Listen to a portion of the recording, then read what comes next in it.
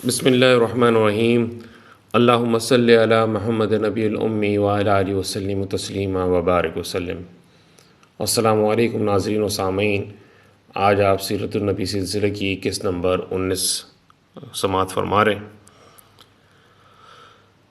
ابو جہل کا ظلم و ستم تو آپ نے سن لیا، قریش کے ظلم و ستم تو آپ سن رہے ہیں، انہی میں اب آگے جو ظلم و ستم ہو رہے ہیں وہ بیان فرما رہا ہوں۔ حضرت یاسر رضی اللہ عنہ نے تو اس طرح تڑپ تڑپ کر جان دے دی، لیکن حضرت سمیہ رضی اللہ عنہ کو ابو جہل نے شہید کیا۔ کیسے شہید کیا؟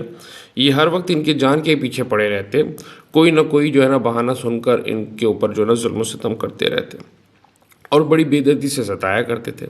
چنانچہ ایک روز ان کو جو ہے ہلکا سا جوش آ گیا اور جو ہے گفتگو کے لہجے میں تھوڑی سختی پیدا ہو گئی۔ اب یہ سختی جب انہوں نے ابو جہل نے دیکھی تو غصے سے بےتاب ہو گیا۔ اتفاق تھا اس کے ہاتھ میں جو ہے برچی تھی، کھینچ کر اس نے ایسا مارا کہ آپ کا دم نکل گیا بالکل۔ اس طرح اسلام میں سب سے پہلے شہادت کا شرف انہی کو نصیب ہوا۔ حضرت عمار رضی اللہ عنہ کو بھی ظالم لوہے کی طرح ذرہ پہنا کر، یعنی لوہے کی ذرہ پہنا کر دھوپ میں چھوڑ دیتے یا تپتی ہوئی زمین پر لٹا کر اتنا مارتے کہ وہ بے ہوش ہو جاتی، لیکن اس مار پیٹ اور دھوپ کی سختی سے ان کی ایمان کی گرمی میں کوئی کمی نہیں آئی۔ انہی جوان مردوں میں حضرت خباب رضی اللہ تعالیٰ بھی تھے۔ یہ ام انمار کے غلام تھے۔ ام انمار روز لوہے کی سلاخیں گرم کرتی اور ان کے سر پر رکھ دیا کرتی تھی۔ اس کے علاوہ اور نہ جانے ان پر کیا کیا ستم کرتی۔ حد یہ ہے کہ ایک دن تو کوئلے دہکائے گئے اور ان کو سیدھا لٹا دیا گیا، اور اسی حال میں کوئلے ٹھنڈے ہو گئے۔ تاب نہ لا کے حضرت خباب رضی اللہ تعالیٰ نے ان بے دردیوں کی فریاد رحمت العالمین سے کی تو آپ صلی اللہ علیہ وسلم نے ان کے لیے دعا فرمائی، خدایا خباب رضی اللہ تعالیٰ کی مدد فرما۔ چنانچہ دعا رنگ لائی اور ام انمار کے سر میں کوئی بیماری ہو گئی۔ حکیموں نے اس کا علاج کیا بتایا؟ گرم سلاخوں سے وہ سر کو داغا کرے۔ چنانچہ حضرت خباب، جن کو پہلے ان کے سر پہ سلاخیں رکھی جاتی تھی، اب الٹا ہو گیا۔ چنانچہ حضرت خباب رضی اللہ تعالیٰ لوہے کی سلاخیں گرم کرتے اور پھر اس ام امام کے سر کو داغتے تھے۔ انہی جوان مردوں میں حضرت بلال رضی اللہ تعالیٰ بھی تھے۔ یہ سنیے گا ناظرین، یہ حبشہ کے رہنے والے تھے اور خلف کے بیٹے امیہ کے غلام تھے۔ امیہ ان کا کھانا پینا نے سب بند کر دیا تھا۔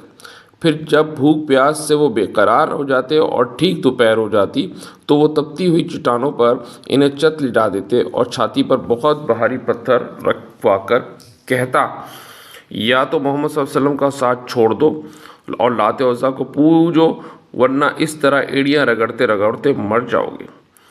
حضرت بلال رضی اللہ تعالیٰ یہ سارے مظالم سہتے اور اس وقت بھی زبان مبارک پر یہ الفاظ ہوتے، احد احد، یعنی بس ایک ہی ہے اور ایک ہی ہے۔ وہ تو ایمان کے نشے میں چور تھے اور وہ نشہ ایسا نہ تھا جو ان تلخیوں سے اتر جاتا، چنانچہ جوش کے عالم میں وہ بار بار یہی الفاظ دہراتے۔ رحمت العالمین کا جب گزر ہوتا تو ان کی یہ مظلومی دیکھ کر تڑپ جاتے اور بہت ہی درد بھرے لہجے میں فرماتے، بلال گھبراؤ نہیں، احد احد جلد ہی نجات دے گا، یعنی جسے تم پکارتے ہو وہ تمہیں جلد ہی نجات دے گا۔ ورقہ بن نوفل کا گزر ہوتا تو وہ کہتے، بلال رضی اللہ تعالیٰ بخدا وہ ایک ہی ہے، ہاں وہ ایک ہی ہے۔ پھر وہ ظالموں کی طرف متوجہ ہوتے اور کہتے، خدا کی قسم اگر تم لوگوں نے اس طرح اس کی جان لے لی تو میں اس کی قبر کو زیارت گاہ بنا دوں گا۔ غرض حضرت بلال رضی اللہ تعالیٰ یہ سختیاں جھیلتے رہے اور صبر کرتے رہے، اور بالآخر ایک دن حضرت ابو بکر رضی اللہ تعالیٰ امیہ کے پاس گئے اور بولے، ارے تجھ کو ذرا بھی خدا کا ڈر نہیں کہ اس بیچارے کو مار ڈالے؟ وہ بولا، تم نے ہی تو اسے بگاڑا ہے، اب تم ہی اس سے بچاؤ گے۔ حضرت ابو رضی اللہ تعالیٰ نے فرمایا، میرے پاس ایک مشرک غلام ہے، تو اسے لے لے اور اسے مجھے دے دے۔ وہ بولا، چلو منظور ہے، لے جاؤ اسے۔ اس طرح حضرت ابو بکر رضی اللہ تعالیٰ نے اپنے غلام امیہ کو دے دیا اور اس سے حضرت بلال رضی اللہ تعالیٰ کو لے کر آزاد کر دیا۔ صرف حضرت بلال رضی اللہ تعالیٰ ہی نہیں اور نہ جانے کتنے غلام تھے جو مسلمان ہو گئے تھے اور اس جرم میں بے رحم آقاؤں کی صفاکیوں کا نشانہ بن رہے تھے۔ حضرت ابو بکر رضی اللہ تعالیٰ ان مظالم کو دیکھ دیکھ کر تڑپ اٹھتے، آخر ان سے رہا نہ گیا اور سب کو خرید کر انہوں نے آزاد کر دیا، یہاں تک کہ ایک دن ان کے باپ نے کہا، بیٹے تم تو بہت کمزور غلام آزاد کر رہے ہو، ذرا ایسے غلام آزاد کرو جو بہادر اور طاقتور ہوں کہ وہ وقت پڑے تو تم ان سے کچھ کام لے سکو اور مصیبت میں تمہاری مدد کر سکے۔ حضرت ابو بکر رضی اللہ تعالیٰ نے جواب دیا، ابا جان میرا مقصد تو صرف اللہ کو خوش کرنا ہے۔ بارگاہ خداوندی میں یہ بات بہت پسند آئی اور وہی ہوئی، جس کا ترجمہ ہے، یہ سورہ لیل کی جو ہے 19 سے لے کر 21 آیت ہیں یہ ٹوٹل، اور اس کا ترجمہ ہے، اور کسی کا اس کی ذمہ کوئی احسان نہیں ہے جس کا بدلہ دیا جا رہا ہو، اسے بس اپنے بلند و برتر رب کی خوشی حاصل کرنی ہے اور وہ جلد ہی راضی ہو جائے گا۔ اب آگے چلتے ہیں۔ ابو جہل پیارے نبی صلی اللہ علیہ وسلم کو ستانے میں ذرا بھی نرم نہ پڑا اور وہ موقع بموقع دل کا بخار نکالتا رہا۔ نبوت کا اب 6واں سال چل رہا ہے۔ ایک روز آپ صلی اللہ علیہ وسلم کے پاس سے اس کا گزر ہوا، دیکھتے ہی وہ گالیاں دینے لگا اور جتنا برا بھلا آپ کو کہہ سکتا تھا کہتا رہا، مگر آپ صلی اللہ علیہ وسلم اس سے منہ نہ لگے، منہ لگنا تو درکنار آپ اس کی طرف متوجہ بھی نہیں ہوئے۔ یہ بات اس کو اور کھل گئی اور وہ غصے سے بے تاب ہو گیا، چنانچہ جھک کر اس نے زمین سے مٹھی بھر کنکری بھر اٹھائی اور روئے مبارک پر پھینک دی۔ پھر آپ صلی اللہ علیہ وسلم کو دیر تک سناتا رہا اور منہ میں کچھ آتا رہا، بکتا رہا۔ وہیں ایک لونڈی کھڑی یہ سب دیکھ رہی تھی، یہ عبداللہ تیمی کی لونڈی تھی۔ ہاں وہی عبداللہ تیمی جو آپ صلی اللہ علیہ وسلم کے یار غار حضرت ابو بکر رضی اللہ تعالیٰ کا چچا زاد بھائی تھے۔ قریش کے سرداروں میں اس کا شمار تھا اور بہت ہی دولت مند رئیس تھا، مگر عیاشی اور بدکاری میں طاق تھا، باندیاں خرید رکھتا اور ان سے بدکاری کرتا۔ رسول خدا صلی اللہ علیہ وسلم سے دشمن خدا کا یہ سلوک اس لونڈی کا دل بھرایا، کیونکہ اسلام سے اس کی بڑی محبت اور حضور صلی اللہ علیہ وسلم سے بے پناہ الفت تھی۔ اگرچہ لوگ اس سے بات سے بے خبر تھے اور اس نے بھی کسی کو نہیں بتایا تھا، کیونکہ اسے خطرہ تھا کہ آقا اگر جان گیا تو مارتے مارتے میرا دم نکال دے گا۔ شام کو اسے پیروں کی چاپ سنائی دی۔ یہ چاپ ابو قیس نامی پہاڑ کی طرف سے آ رہی تھی۔ دیکھا تو ایک آدمی چلا آ رہا تھا، قد درمیانہ تھا، آنکھیں سیاہ تھی، کاندھے چوڑے چوڑے تھے، چہرے سے وقار اور ہیبت ٹپک رہی تھی، کمر میں تلوار بندی تھی اور گردن سے کمان لٹک رہی تھی، پشت پر ترکش بھی تھے، ترکش یعنی تیر۔ وہ کون تھا؟ شیر قریش حمزہ رضی اللہ تعالیٰ تھے۔ ہاں وہی حمزہ رضی اللہ تعالیٰ جو عبد المطلب کا بیٹا اور حضور صلی اللہ علیہ وسلم کا چچا تھے، ایک رشتے سے آپ صلی اللہ علیہ وسلم کی خالہ کا بیٹا تھا اور دودھ شریک بھائی بھی تھا۔ وہ شکار سے واپس ہوا تو اور کعبے کی طرف سفر کرنے جا رہا تھا۔ اس کا ہمیشہ یہی معمول تھا، شکار سے واپس ہو کر سب سے پہلے وہ کعبہ جاتا، وہاں پہنچ کر طواف کرتا اور پھر گھر واپس آتا۔ حمزہ قریب ہوا تو لونڈی بولی، ابو عمارہ کیا آپ لوگوں میں غیرت نام کی کوئی چیز نہیں رہی؟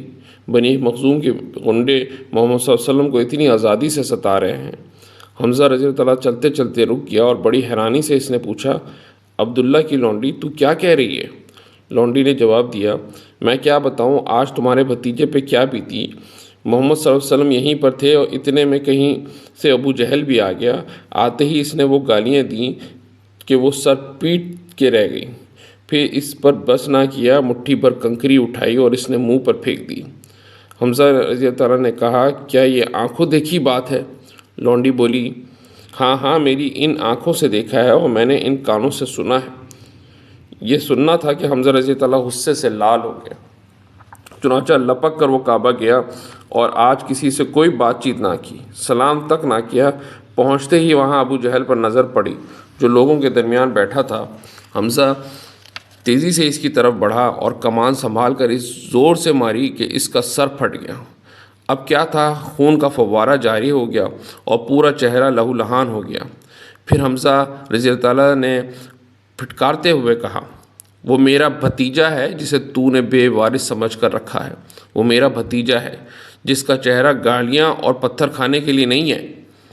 حضرت حمزہ رضی اللہ تعالیٰ بہت بارعب آدمی تھے، اس لیے غصے سے ہر ایک کانپتا تھا، وہ بگڑ جاتا تو کوئی بول نہ سکتا تھا۔ اس لیے ابو جہل نے اس خطا کو خوشنما بناتے ہوئے کہا، صاحب اس نے تو ہم کو الو سمجھ لیا ہے، جو چاہتا ہے بک دیتا ہے، کبھی ہماری عقلوں پر چوٹیں مارتا ہے اور کبھی باپ دادا کے خلاف آواز اٹھاتا ہے۔ اس پر بھی بس نہ تھی، وہ ہمارے دیوتاؤں تک کو نہیں بخشتا، پھر ہمارے جتنے لونڈی غلام ہیں ان سب کو وہ بہکاتا ہے۔ اچھا ناظرین سامعین، یہ قسط آج میں یہاں پر ختم کرتا ہوں، اور یہ جو مکالمہ ہے اس کو آگے ہم قسط نمبر 20 میں جو ہے نا جاری رکھیں گے۔ بڑی انٹرسٹنگ جو ہے وہ مکالمہ چل رہا ہے ابو جہل کا اور حضرت حمزہ رضی اللہ تعالیٰ کا، تو قسط نمبر 21 کو بھی آپ سماعت فرمائیے گا، اور تب تک کے لیے مجھے اجازت دیجیے۔ چینل کو آپ نے سبسکرائب نہیں کیا تو سبسکرائب کر لیجئے، ویڈیو کو لائک نہیں کیا تو لائک کر لیجئے، اور اگر ابھی تک آپ نے کسی کو شیئر نہیں کیا تو بالکل شیئر بھی کر لیجئے۔ تب تک کے لیے اجازت دیجیے۔ السلام علیکم ورحمۃ اللہ وبرکاتہ۔ Subscribe now and press the bell icon. Never miss an update.